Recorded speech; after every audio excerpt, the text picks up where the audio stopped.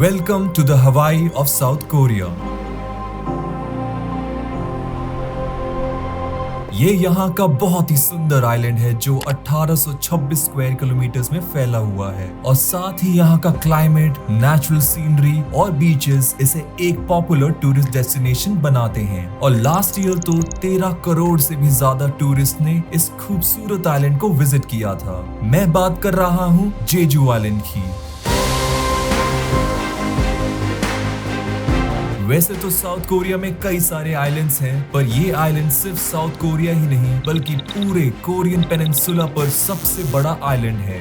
ये एक popular destination है कपल्स एंड फैमिलीज के लिए और कभी कभी तो इसे हनीमून कैपिटल भी कहा जाता है। सिंस मेरे साउथ कोरियन ट्रिप के लिस्ट में ये पहले नंबर पर था, बट मैं यहाँ सबसे पहले नहीं आ पाया था। पर कोई नहीं, देर आए दुरुस्त आए। और मैं अपनी इसी ट्रिप से जुड़ी सारी बातें बताऊंगा कि स्टे करने के लिए कौन सी जगह सही होगी, खाने पीने में क्या क्या आपको ट्राई करना चाहिए, कहाँ घूमने जाना चाहिए और सबसे जरूरी कि क्या यहाँ जाने का मेरा फैसला सही था या नहीं। तो चलिए शुरू करते हैं, बट उससे पहले मेरे चैनल को सब्सक्राइब कर दीजिए।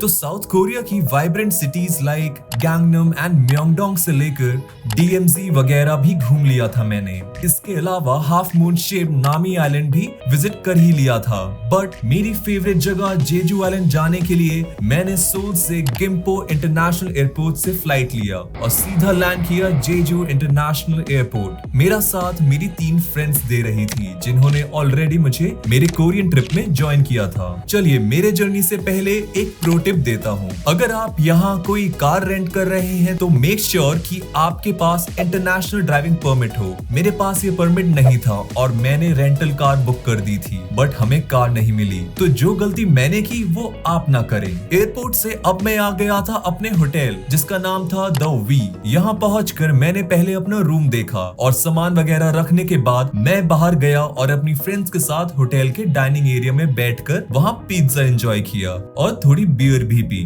पूरे दिन की थकान की वजह से अब बस एक ही काम बाकी था, सोना। Good morning, guys. इस नए दिन की शुरुआत मैंने अपने होटल के बैक साइड में मॉर्निंग वॉक से की,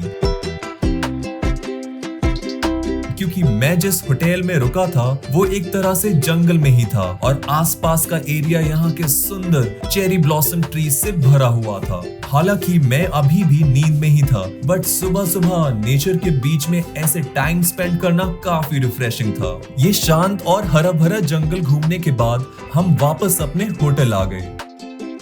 फिर कुछ देर बाद हमारी होटल की शटल ने हमें मार्केट एरिया में ड्रॉप कर दिया।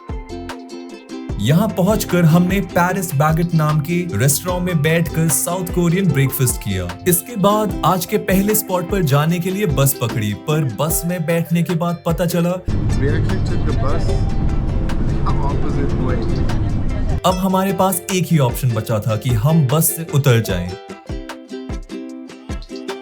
बस से उतरकर हमने कैब ली। कैब ड्राइवर ने हमें सियोग्विपो सिटी ड्रॉप कर दिया। यहाँ आने का हमारा मेन रीजन था एक अमेजिंग वाटरफॉल घूमने का, जो था शॉन्जियन फॉल्स। 22 मीटर ऊंचा और 12 मीटर चौड़ा ये फॉल जेजू आइलैंड में एक पॉपुलर टूरिस्ट अट्रैक्शन है। अंदर घुसते ही ऐसा लगा कि मैं किसी बड़े से पार्क में आ गया हूँ। सामने मुझे एक ब्रिज दिखा जिसके दोनों तरफ एक जैसे स्टैचूज थे। इन स्टैचूज को डॉल हेरियोबांग कहा जाता है। ये ट्रेडिशनल वोल्केनिक रॉक स्टैचूज हैं और इन्हें ग्रैंडफादर स्टैचू भी कहा जाता है। इस आइलैंड में ये स्टैचूज आपको कई जगह देखने को मिल जाएगा।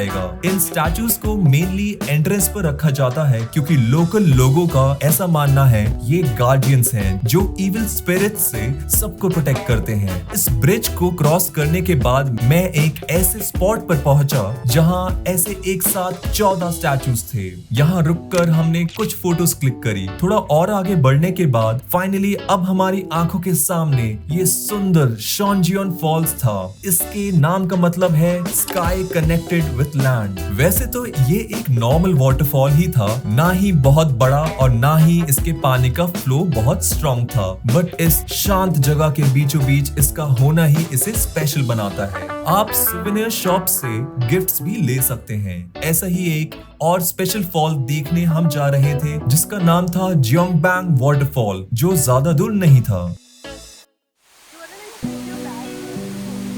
जियोंगबैंग वाटरफॉल शॉन्जियोन वाटरफॉल की तरह ही ये वाटरफॉल भी टूरिस्ट की पसंदीदा डेस्टिनेशन में से एक है।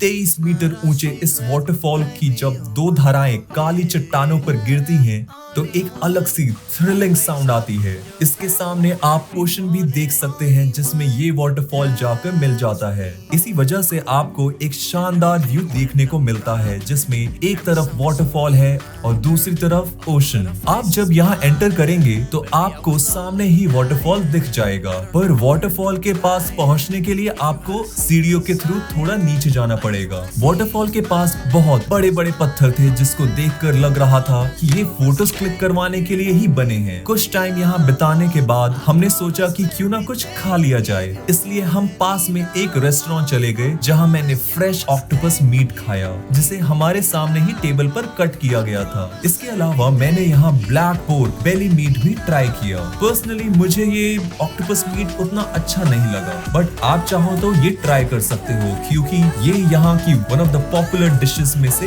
एक है। और इसी के साथ हमारा आज का दिन यहीं खत्म हुआ।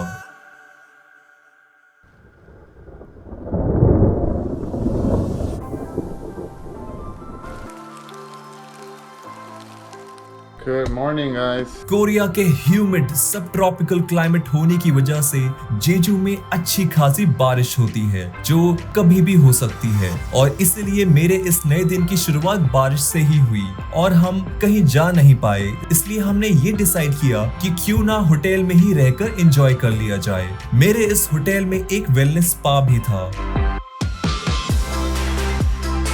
तो ये टाइम यूटिलाइज करने के लिए मैंने एक स्पा लेना सही समझा। यहाँ मैंने होटल के अंदर ही बने एक पूल में गेम्स खेली जहाँ the light was dim but it wasn't that bad.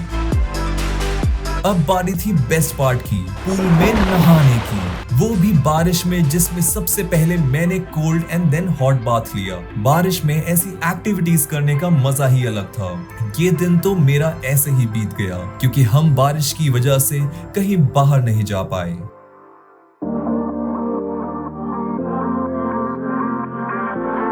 Next day morning में हम निकल गए सियोंगसान इल्चुलबोंग के लिए, which is a volcanic crater and a UNESCO World Heritage Site। ये सी लेवल से 180 मीटर ऊपर है। इसे सनराइज पीक के नाम से भी जाना जाता है क्योंकि यहाँ मोस्टली लोग सनराइज देखने आते हैं। बाकी आप देख सकते हैं कि यहाँ सामने ओशन है। यहाँ दो ट्रेल्स हैं, एक असेंडिंग ट्रेल और दूसरा डिसेंडिंग ट्रेल, जिसमें से एक बिल्कुल फ्री है और दूसरे के लिए आपको करीब 300 रुपए पे करना पड़ता है। मैंने सबसे पहले यही किया था।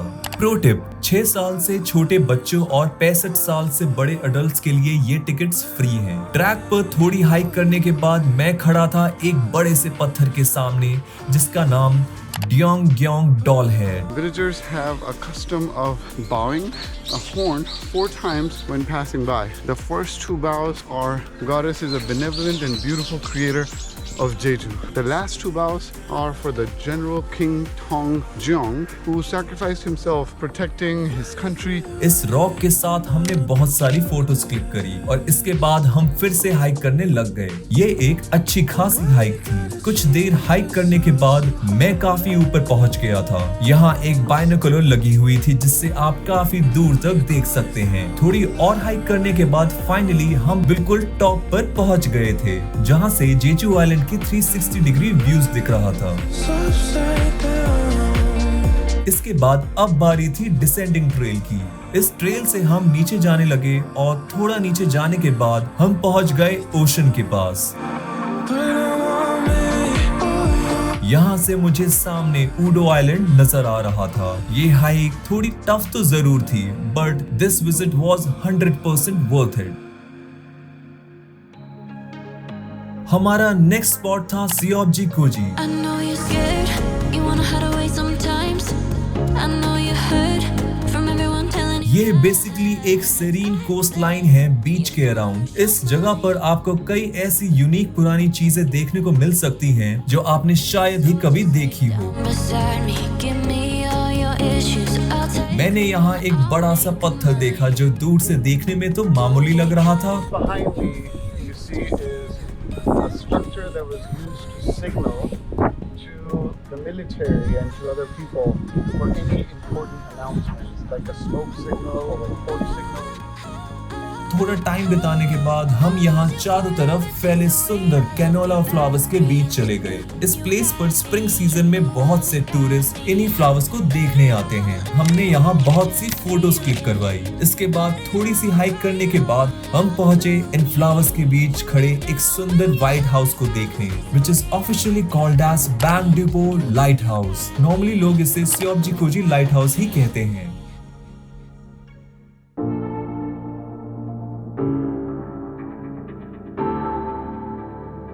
Our next spot was Hamdeok Beach. ये बीच जेजू आइलैंड की बेस्ट बीचेस में से एक है। यहाँ पहुंचने के बाद सबसे पहले तो एक रेस्टोरेंट में बैठकर पेट भर के खाया। इसके बाद हम कोस्ट पर बैठकर सामने खूबसूरत सी की तरफ से आती हुई फ्रेश एयर को महसूस करने लगे। साथ ही सोजू और बियर की सिप लेते हुए इस शांत माहौल को एंजॉय करने लगे और जेजू आइलैंड के इस अमेजिंग टूर को यहीं एंड किया। सो फ्रेंड्स, इस amazing and largest south Korean island के कुछ इंपॉर्टेंट जगहों को घूमने के बाद अब जेजू को बाय कहने का टाइम आ गया है, पर साउथ कोरिया को नहीं। यहाँ से जुड़ी कोई भी कंफ्यूजन हो या क्वेरी हो तो आप कमेंट्स में बता सकते हो, और इस अमेजिंग जेजू आइलैंड के लिए एक लाइक तो बनता है, और ऐसे ही अमेजिंग कंटेंट्स के लिए मेरे चैनल को सब्सक्राइब करना भी बनता है। So hit that red button to get the updates of my new videos. मिलता हूँ आपसे बुसान में, तब तक के लिए बाय बाय।